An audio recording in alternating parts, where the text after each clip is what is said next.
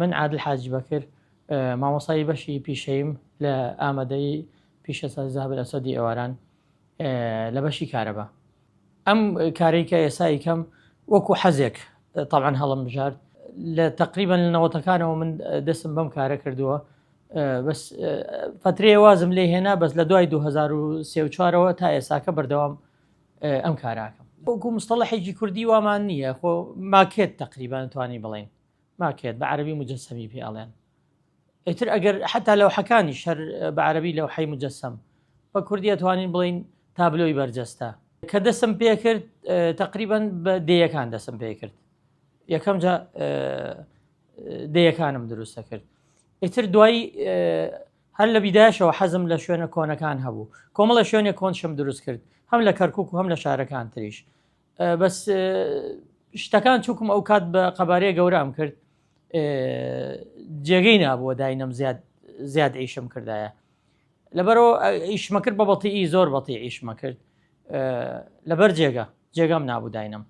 بەسرام فترەی دوایی ئەم فکرەیەم بۆ هات بە شێوەیە تقریباً بچووکم کردەوە، سیرەکەم لەسەر ئەو ڕەفانی وا دروستم کردوە جێ بێتەوە بە ئاسانی. ئیتر دەسم بە شوێنە کۆنەکانی بە تایبەت کەرکووک ئێستاکە، ئێستا لەسەر شوێنە کۆنەکانی کەرکووکەیم و هەر لە ژوورەکەی خۆشم لەخوا بەزێت بە ژوورەکەم گەورەیە، هەر لای خۆم دایانم و ژوورەکەم بە ڕسمیش ئێستاکە ڕێکخراوێکی عێراقی خۆیان تەلەفۆنیان بۆم کرد، ڕێکخراوی مەتحەفەکانی عێراقە، ژوورەکەیان تەزیل کرد لەسەر مەتحەفەکانی عێراق، وەکو یارمەتی من ماڵەوە یارمەتی مەدەن بەڕاستی. من بۆ پرۆژەکان تا ئێستا کۆمەڵی پرۆژەم کردووە، ئەوکو حەی سنایە تازەقی کەرکووک بەشێکم لێ دروست کردووە، پرۆژەی شاری ئارام، پرۆژەی ڕۆیاڵستی، پرۆژەی ئاوی کەرکووک کەیوان، چەندانەیەک چەند ماکێتێکم لەسەری بۆیان دروست کردەوە، کۆمەڵی پرۆژەم کردووە لە ناو کەرکووک تا ئێستاکە.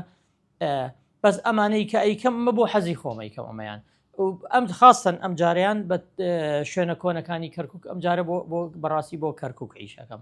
وەڵای من شتەکان وردە، بە تایبەت ئەم جارە زۆر بە بچووکی دروستم کردووە، ئەگە مقیاس ڕسم وەرگرم تقریباً بە مقیاس ڕسم 1 بۆ 100 و 1 بۆ 75 دروستیەکەم عیشەکان، لەبەرەوە بچووکە ئیشی شەنێ بچووک بێ، ئیشی ماکێت چەنێ بچووک بێ کاتی زیاد ئەوێ، کاتی لێم ئەوێ وەڵڵە حەسەب عیشەکە. ئەو مەوادەشی بەکارێنم من زیاد فوم بەکارێنم، فومە و لەگەڵ بڵین فومی تایبەت هەیە لەگە فلینی ئەتیادی. هەموو کەرکووک دووسێ کەستر هەیە، بەس یعنی بەو شێوەی نییە عیشەکەیان زۆر بەڵتیشن.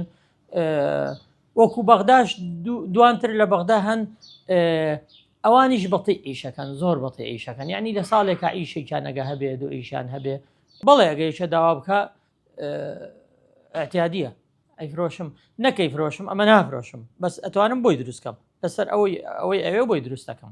بەس ئەم جارە کە دەسم پێ کرد بۆ کەرکووک دەسم پێ کرد، چکمێمە شوێنە کۆنەکانمان زۆری وا خەریکە بەرەبەرە نامێنێ. ئێمە ماڵ سەید ئەحمەدی خانەقا پێش 2-3 ساڵ پێشتاکە ئەوە هونەرمەندان و ڕۆشنبیرانی کەرکووک هەوڵیاندا ئەخیران ڕوخانیان و کردیانە بازار. ئەو ماڵ سدیق بەکە، ئەو قەسرەکەی دارەبەک لە حەوتەغار ئەویش وا خەریکە ئەڕوخێت، ئەویش کۆمەڵی هەوڵێ زۆرمان بۆیدا هەر تا ئێستاکە هیچ سپادەیەکی نەبوو.